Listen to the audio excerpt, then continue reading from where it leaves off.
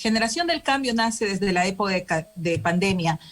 Bueno, seguimos en pandemia, pero en la época justamente de la cuarentena, cuando nosotros, en vista de todos los problemas sociales que había, comenzamos un movimiento en aquel entonces que se llamaba y que se llama y todavía está activo, que es Dona tu Tiempo. Dona tu Tiempo se encarga, junto con otros profesionales, de dar asesoría de forma gratuita a personas de la economía vulnerable.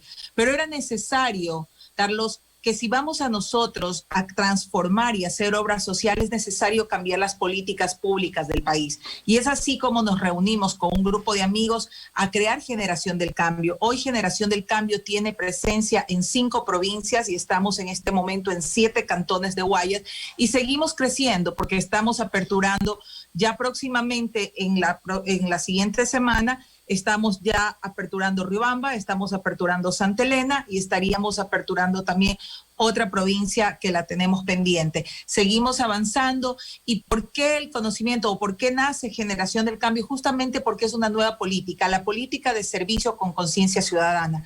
Buscamos nuevos líderes y es por eso que nosotros trabajamos en escuelas de formación, tanto de emprendimiento como de formación política y liderazgo. En conjunto con diferentes tipos de profesores que trabajamos, le enseñamos a nuestra gente y a nuestro equipo a que sean esos nuevos líderes que el país necesita, con un pensamiento y una conciencia ciudadana que va a llevar ese cambio y ese desarrollo que necesita el país. Pues muy importante lo que usted nos acaba de decir, ingeniera. Pues esto le hace falta al país. Es decir, esa capacitación permanente y continua. Parece que ya todos los ciudadanos ecuatorianos, y me incluyo en eso, estamos cansados de tener políticos o pseudopolíticos que simplemente, sin tener idea de lo que es una administración pública, sin tener ningún tipo de preparación en administración pública, nos gobiernan, y es cuando se hacen malas políticas públicas justamente. ¿Ustedes cómo han hecho esto? Usted nos acaba de indicar que es a través de capacitación continua, permanente, perfecto. Pero ¿en qué se basan? ¿Cuáles son los pilares que ustedes enseñan a la gente? ¿Cómo instruyen a los políticos del futuro en este caso? Bueno, nosotros creamos la Escuela de Formación Política. Tiene una base por ejemplo, comenzamos con el módulo de ética, el módulo de comunicación, el módulo de marketing, de oratoria, y seguimos avanzando. Tiene 9 meses de duración, cada 3 meses pues hacemos cambios y renovaciones. Los profesores son diferentes profesores y líderes ciudadanos. Por ejemplo, la semana pasada tuvimos con nosotros al ingeniero José Luis Macas Pacheco, que es el presidente de la Asociación de Liderazgo Ciudadano del país. Tuvimos también dentro de la escuela a Andrés Elías, que es un famoso y muy reconocido, fue el mejor consultor, reconocido como mejor consultor político de marketing digital de Latinoamérica, presidente de SEO de la facultad, que es de Facultad de Marketing Político. También ha sido ganador de varios premios a nivel de política, y él fue quien nos dio mucho en el tema de cómo hacer una comunicación política diferente. Seguimos trabajando por módulos. ¿Y por qué nace esto de la Escuela de Formación y por qué queremos que sea de forma constante?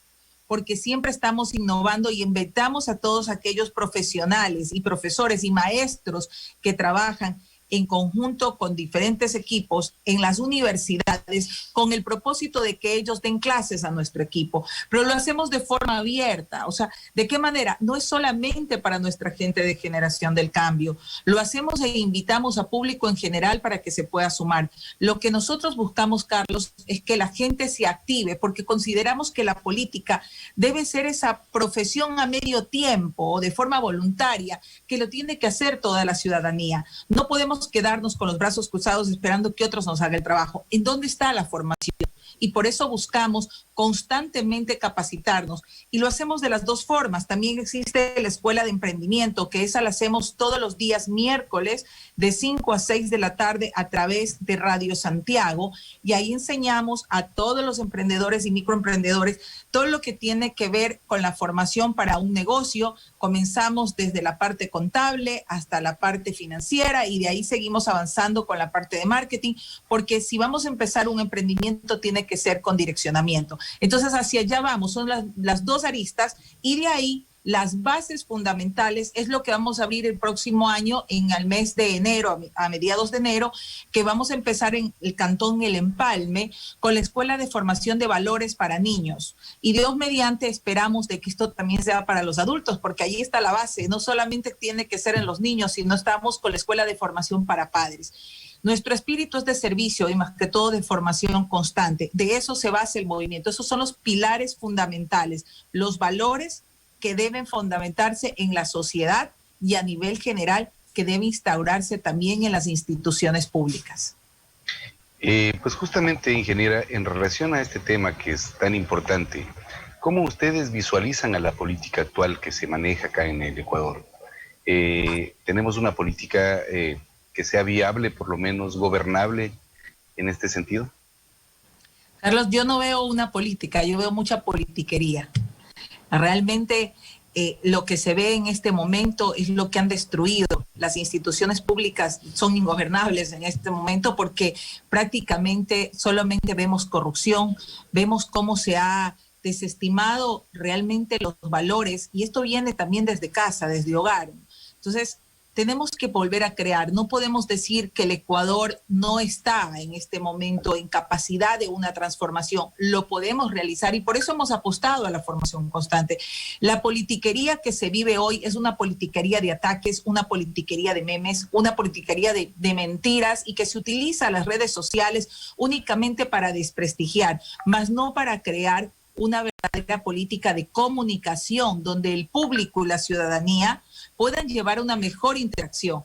En este caso, uno de los pilares que yo veo, o hablemos de un político, que uno de los que nosotros estamos justamente con ellos, que es Andrés Arauz, estableció el tema y el plan del Wikiplan. Y el Wikiplan nos ayuda muchísimo para llegar con políticas públicas eficientes que salgan desde la ciudadanía. Esa creatividad que es lo que se está buscando en este momento para que las personas puedan ser partícipes de las ideas y del cambio de la transformación social. No solamente escuchar o que sean dueños de la verdad los gobernantes, porque ya sabemos qué es lo que ha pasado con una asamblea vendida, con la corrupción que impera en este momento en el país. Estamos sacando a trozos y a pedazos nuestro Ecuador. Y es hora de que nosotros, como ciudadanos, seamos los que fomentemos a otros e incentivemos para que más personas se involucren en esto, que ya no veamos la política como el asco, que mucha gente lo dice, como la manera terrible o como la mala fama que se da. Nosotros somos los llevados a cambiar esas instancias y a cambiar esa imagen de la política, desarrollando gente nueva, gente joven, que sea capaz de liderarnos. Pues justamente, ingeniera, también dentro de lo que usted nos ha comentado, existe este asunto de que ese fino hilo entre cómo hacer la democratización si pensamos en una capacitación permanente y continua. ¿Cómo nosotros llegar al empoderamiento de la gente para que sea participativa, inclusiva dentro de la política? Si vemos ahora, los jóvenes tienen mucho rechazo hacia la participación política, tienen falta de credibilidad en los políticos y con justa razón. En ese sentido, ¿cómo hacer o cómo hacen ustedes para que no solamente tenga acceso una parte? Porque la mayoría de personas lo que están pensando es, yo necesito trabajar, necesito producir para mi hogar. ¿Cómo hago para dedicarle tiempo a la política? ¿Cómo ustedes solucionan este problema? Haciéndoles comprender un poco que nosotros tenemos una obligación de cambio. Cuando nosotros iniciamos con Dona tu Tiempo, que es el movimiento de servicio, todos los profesionales, muchos continúan igual y me dicen, Juliet, yo no quiero estar en la política, yo jamás obligo a nadie a estar en la política. Pero una de las cosas que sí les explicaba es que nosotros podemos vivir curando heridas y cuando curamos heridas es entregar, ayudar a la gente, crear esa ayuda social que lo hacemos a través de la asesoría continua y gratuita. Pero realmente lo que se necesita para cambiar un país es voluntad política. Y para eso se tienen que crear políticas públicas que nos lleven a trascender y a sanar aquello que no ha sido solucionado. Cuando tú vas haciendo y enseñando a la gente con el ejemplo, realmente todo tiene que ser con el ejemplo de que tu trabajo de la obra social es un trabajo sustentable y sostenible, que otros más lo pueden lograr Y es así como Dona tu Tiempo hoy lo llevan nuestros profesionales.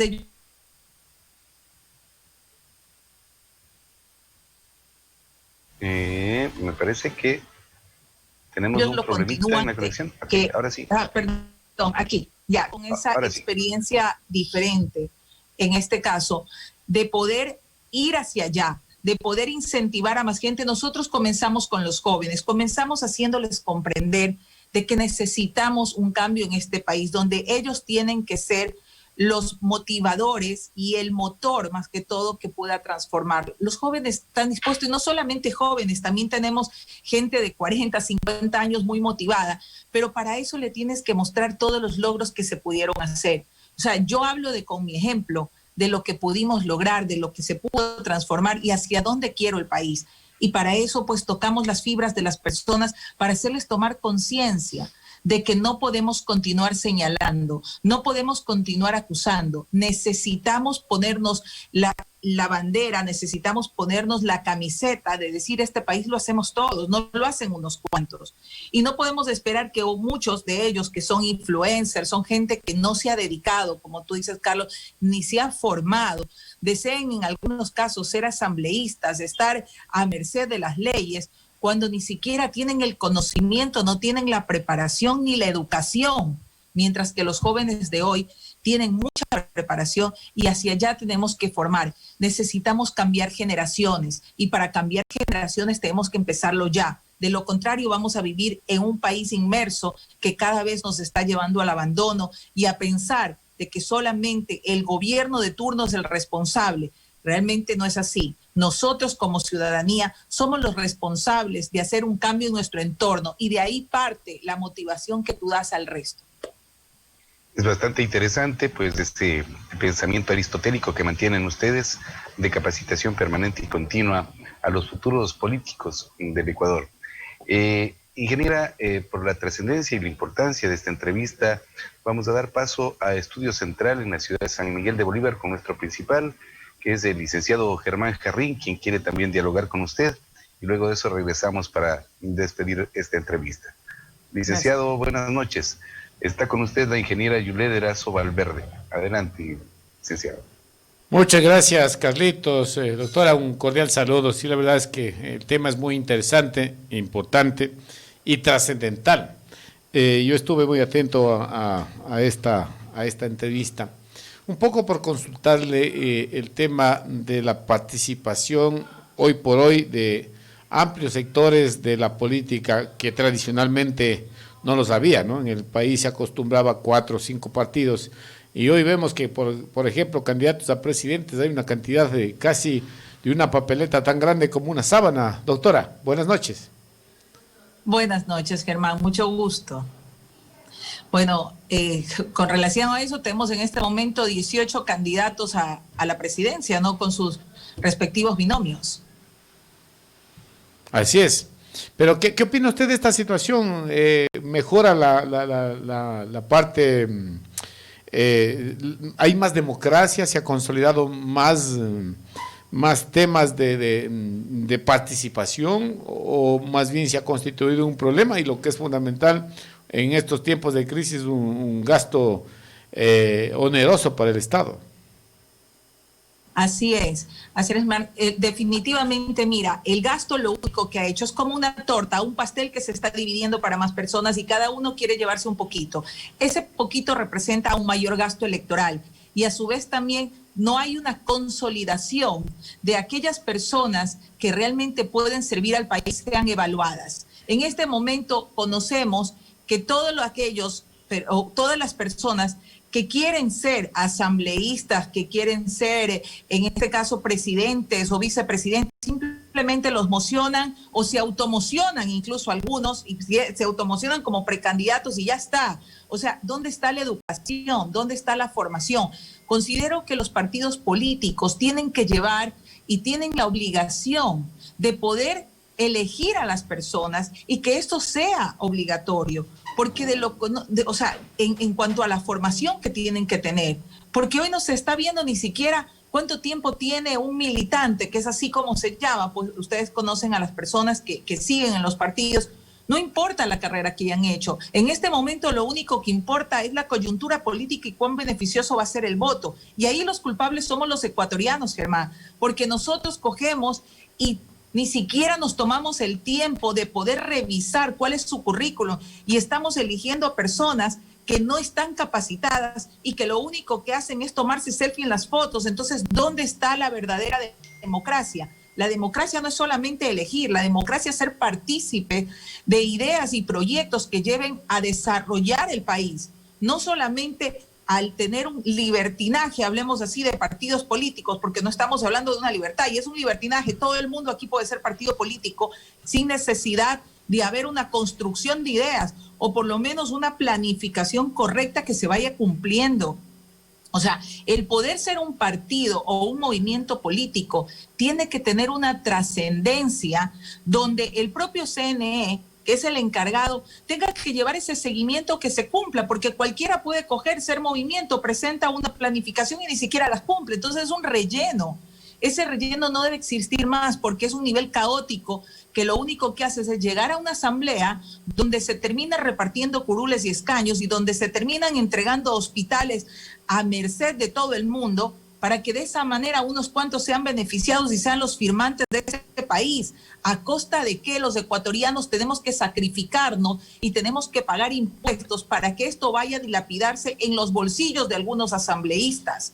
No podemos seguir con esa sinvergüenzura de coger y tener que hacernos de la vista gorda o de la vista ciega y decir, bueno, vendrán otros. No, no es que no es vendrán otros, es que si no lo corregimos ahora, van a continuar, y es la responsabilidad de los ecuatorianos de revisar el currículum de las personas que vamos a elegir, de saber más allá. Pero ¿sabes qué pasa? Que no se da. Las entrevistas muchas veces en aquellas personas que nos representan no se dan a conocer. Cuénteme de su formación, cuénteme de su experiencia, cuénteme de su educación. Entonces las entrevistas más a veces están ligadas dentro de estos candidatos al tema de qué quieren hacer por el país. Pero deberíamos indagar un poco más atrás. ¿Cómo lo hicieron ellos? ¿Qué pasó? ¿Qué incurrieron? ¿Cuál es su estudio, su educación y su formación? Hay jóvenes brillantes que salen con un hambre para poder trabajar, para poder implementar, porque tienen nuevas ideas, objetivos y han estudiado fuera del país. Ahora, pero también los hay personas la pregunta, que no lo son. Perdón, ingeniera, la pregunta es simple. ¿Qué hacer para que esto no siga sucediendo? Lo que hoy intentando tener más democracia, más participación, lo único que se ha logrado es que todas estas personas que están inmiscuidas, inmersas en los partidos políticos y que no hay espacio, como decimos en el argot popular, no hay cama para tanta gente, todos se reparten a otros partidos y realmente son los disidentes de la CEI, son los disidentes de Creo, son los disidentes de Ecuador Adelante, quienes forman nuevos partidos, pero este cambio generacional que tanto anhela el país, de que ya los mismos, a pesar que esto es muy trillado, y decir que sean los mismos no es malo, yo creo que no, eso no es el asunto,